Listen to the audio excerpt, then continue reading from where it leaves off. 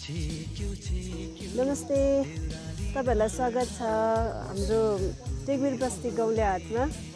र आज मैले चाहिँ ल्याएको छु अमखटे छ, घरमै बनाएको। यो चाहिँ अदुवाको, यो चाहिँ छ तिलको, त्यसपछि घरमै बनाएको यो चिउरा छ, निम्की छ र यो पनि बनाएको छु।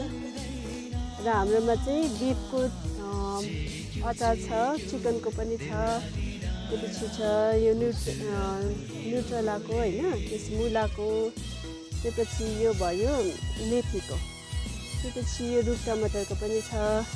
र यो हाम्रो घरमै बनाएको फ्लावर्स पनि छ हैन। त्यसपछि होममेड साबुन पनि छ, यहाँ तपाईहरु देख्न सक्नुहुन्छ। तितेपातीको र राइस र हनीको छ।